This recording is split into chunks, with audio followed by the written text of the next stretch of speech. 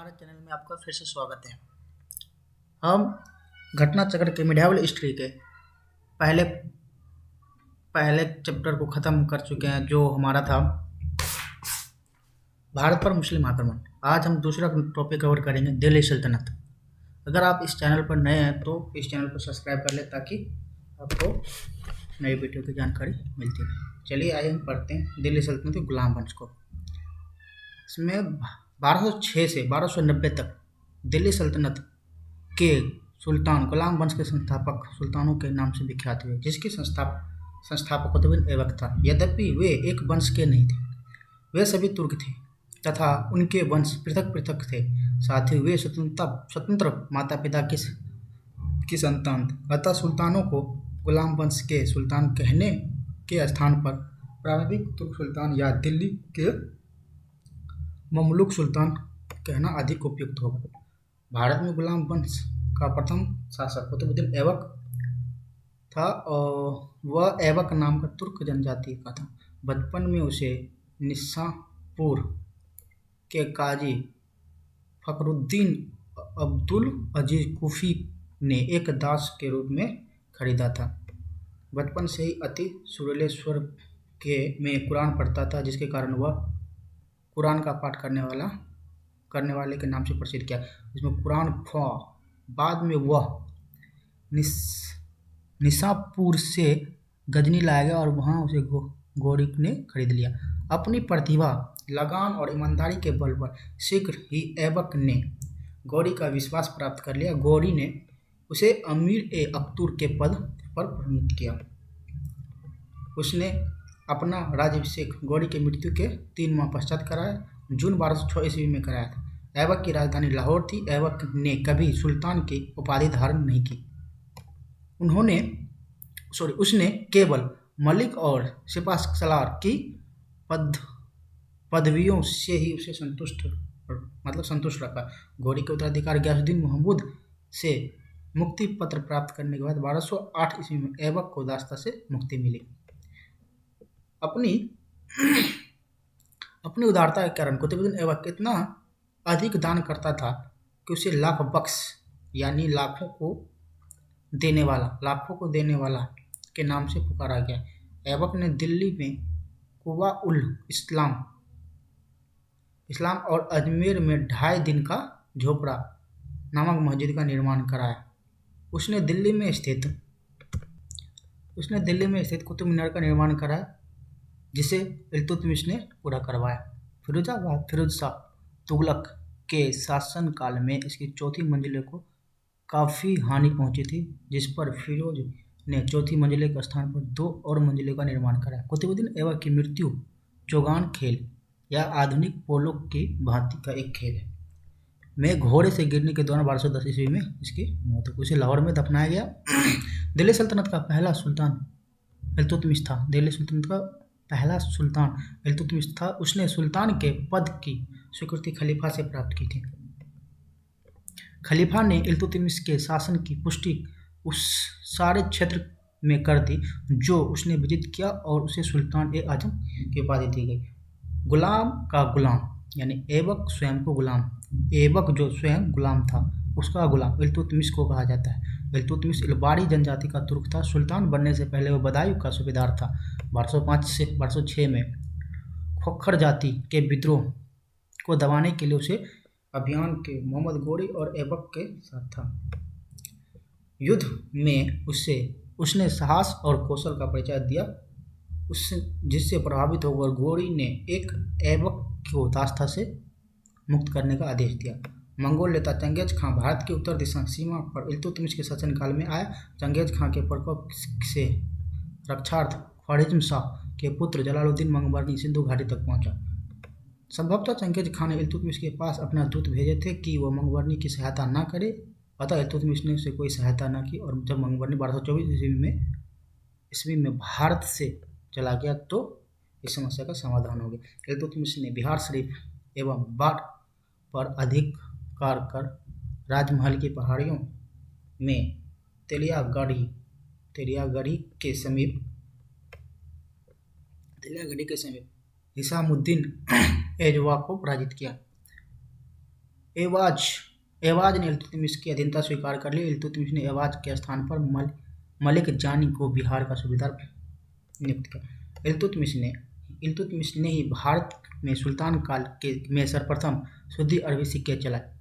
सुल्तान युग के दो महत्वपूर्ण सिक्के चांदी और टाका और तांबे का जीतल उसी ने आरंभ किया था। सिक्का पर टकसाल का नाम लिखवाने की परंपरा शुरू की। 1229 ईस्वी में इल्तुतमिश ने बगदाद के खलीफा से खिलअत का प्रमाण पत्र प्राप्त किया, जिससे इल्तुतमिश बैत सुल्तान और दिल्ली सल्तनत स्वयं राज्य बन गया। इब्न बतूता के वर्णन से ज्ञात होता है कि इल्तुतमिश ने अपने महल के सामने संगमरमर के 2 शेरों की मूर्ति स्थापित की, जिसके गले में 2 घंटियां लगी हुई थी, जिसको बजाकर कोई भी सुल्तान से न्याय की मांग कर सकता। इल्तुतमिश ने सभी शहरों में काजी और अमीरदाद नामक अधिकारी नियुक्त किए। Doctor R.P. त्रिपाठी के अनुसार भारत में मुस्लिम संप्रदाय का इतिहास इल्तुतमिश से आरंभ होता है। सर वुल्जले हेग के अनुसार इल्तुतमिश गुलाम शासकों में सबसे महान था। डॉक्टर ईश्वरी प्रसाद के अनुसार इल्तुतमिश निस्संदेह गुलाम वंश का वास्तविक संस्थापक माना। मध्यकालीन की प्रथम महिला शासिका रजिया सुल्तान थी।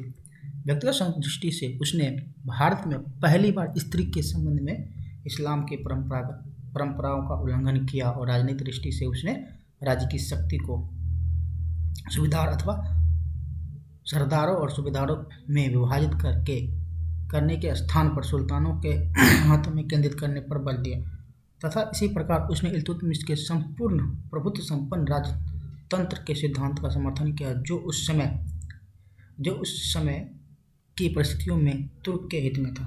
रजिया बेगम को सत्ताच्युत करने में तुर्क का हाथ था। उसने भटिंडा के गवर्नर मलिक अल्तुनिया के नेतृत्व में रजिया के विरुद्ध विद्रोह कर उसे सत्ता से हटाया था। सुल्तान बलबन का पूरा नाम गयासुद्दीन बलबन था। बलबन ने 1206 से 1287 ईस्वी तक सुल्तान के रूप में सल्तनत बागडोर संभाली। उसने उलुग खां का नाम भी जाना उसे उलुग खां के नाम से भी जाना जाता है। उसका वास्तविक नाम बहाउद्दीन राजवंश बहाउद्दीन था। इल्तुतमिश की भांति वह भी इलबारी तुर्क था। उसने एक नवीन राजवंश बलबनी वंश की नींव डाली। बलबन के बचपन में ही मंगोलों द्वारा पकड़ लिया गया था, जिन्होंने उसे गजनी से बसरा के निवासी ख्वाजा जलालुद्दीन के हाथों भेज दिया था। अंतर 1232 ईस्वी में उसे दिल्ली लाया गया, जहां इल्तुतमिश ने 1233 ईस्वी में ग्वालियर विजय के पश्चात उसे खरीद लिया था। उसकी योग्यता से प्रभावित होकर इल्तुतमिश ने उसे खसदार का पद दिया। रजिया के काल में वह अमीर-ए-शिकार के पद पर पहुंच गया। रजिया के विरुद्ध षड्यंत्र में उसे तुर्क सरदारों का साथ दिया। फलस्वरूप बहराम शाह के सुल्तान बनने के बाद उसे अमीर-ए-अकूर का पद मिला। बदरुद्दीन रूमी की कृपा से उसे रेवाड़ी की जागीर मिली। महमूद शाह को सुल्तान बनाने में उसने तुर्की अमीरों का साथ दिया, जिसके फलस्वरूप उसने हांसी के सूबेदारी दी गई। 1249 में बलबन ने अपनी पुत्री का विवाह सुल्तान नसरुद्दीन से किया। इस अवसर पर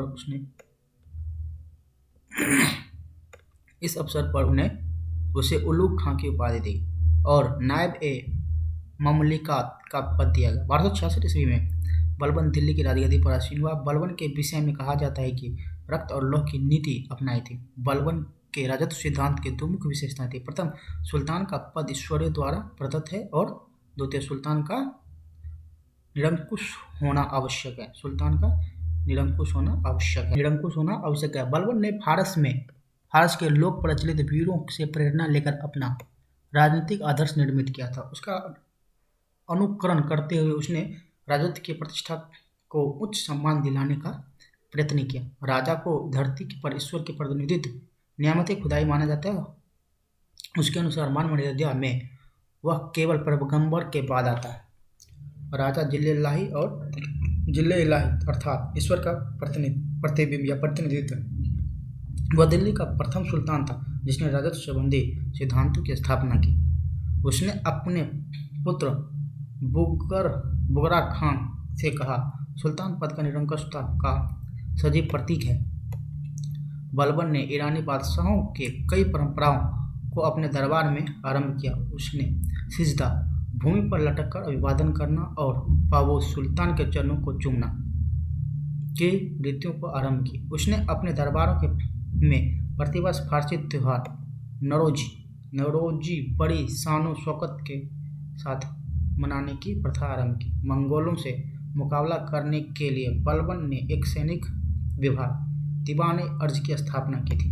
बलबन ने अपना सेना मंत्री इमाद उल मुल्क को बनाया था, जो अत्यंत ईमानदार और परिश्रमी व्यक्ति था।